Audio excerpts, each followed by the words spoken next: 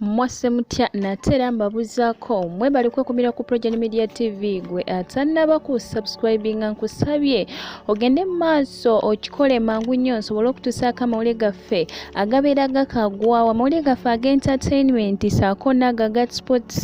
gasange ku projectmedia.com gy'ogenda okulabika nti ogenda maaso n'okwerolera kwago aga entertainment saako n'aga sports kubanga ffe tuliwo okulabika nti tukuweereza olabike nti buli kye weetaaga kikutukako tukole ekyo kye tusobola mu kiseera kino nateera ebipya bigenze mu maaso okuzuuka ku nsonga y'okulabika nti munnamateeka wa Nuupu gwe nabatuusizaako olunaku olw'eggulo ne mbagamba nti ye Kanso Shamim Malende yagenze mu maaso n'okulabika nti yeekubira omulanga kubanga baagala kulabika nti bamutta nateera bamusanyawo agenze mu maaso n'ayongera okukaaba amaziga amayitirivu ennyo kubanga buli lunaku olukya agamba obulamu bwe bugenda bweyongera kulabika nti buli mu matiga n'okunyolwa okw'amaanyi. Yagenze mu maaso n'ategeeza nti amasimu agamukubirwa mayitirivu nnyo nga we nakutuusizaako olunaku lw'eggulo ne nkugamba nti yagenda n'asinkana abakulu oba abamagistrates abamanyikiddwa nga Grace Wakoli saako ne munne Christine Nantege n'abategeeza nti waliwo abamukubira amasimu ag'enjawulo g'atamanyi gye gava saako n'okulabika nti epikipiki ez'enjawulo zimutambulirako n'okubira ab'eŋŋanda ze okulabika nti bamuwoninga nti omusango guno ogwa Alan Sewanyana saako ne Segirinya Mohammed yali badde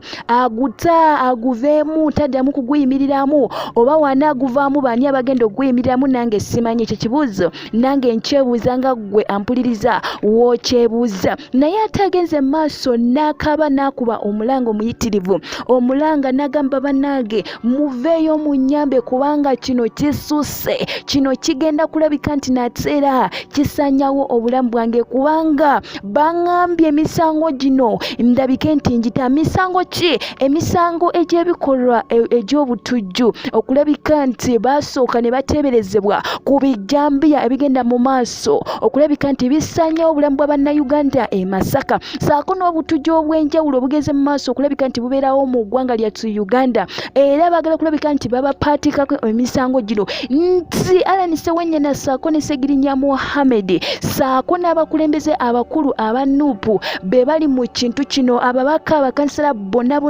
baagala kulabika nti yo nga Nuupu bagisanyawo yonna bagiteeka wansi bagirinnyirira esobole okulabika nti terina naweekyusiza omukulu amanyikiddwa nga Grace Wakoli yagenze mu maaso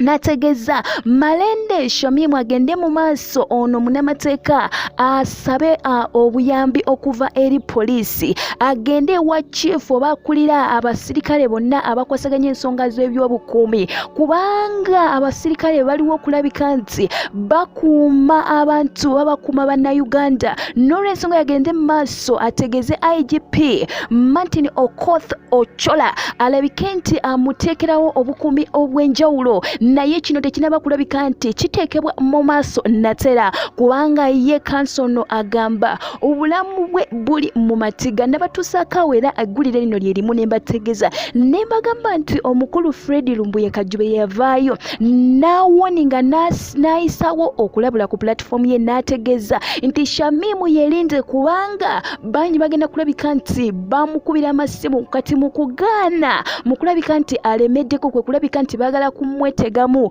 pikipiki zezo z'owulira ezigenda maaso okulabika nti zimutambulirako zimunoonyereza wona wabeera atambulidde naye nga mu ntandikwa omukulu Fred Lumbuye yavaayo n'akyogera kati saa zino okirabye nti kati kituufu omukyalo nno oba munnamateeka ono Kanso Shamim Malende obulamu bwe buli mu matiga akaaba buli lunaku olukya bannange munnyambe kubanga baagala kuntwalaganya naye nze sigenda kuzikiza kubanga neewaayo kulabika nti mpolereza nyimirirawo ku lw'abaana ba Nuupu mu bulungi ne mu bibi agenze mu maaso n'agamba bannange nsaba buyambi naye ate sigenda kulabika nti ndekulira ekibiina ekya Nuupu. Bannange mugende mu maaso musabire ku bantu bano yonna gy'oli bateeke mu ssaala basabire ofukamire n'abategeeza ne mbagamba tebiriiko kati bino tebikyaliko kusaaga n'abagambye bino tebikyaliko kusaaga banaye emikwano gyange tebikyaliko kusaaga kubanga bwo obulamu bwa Shamimu Malende nabo kati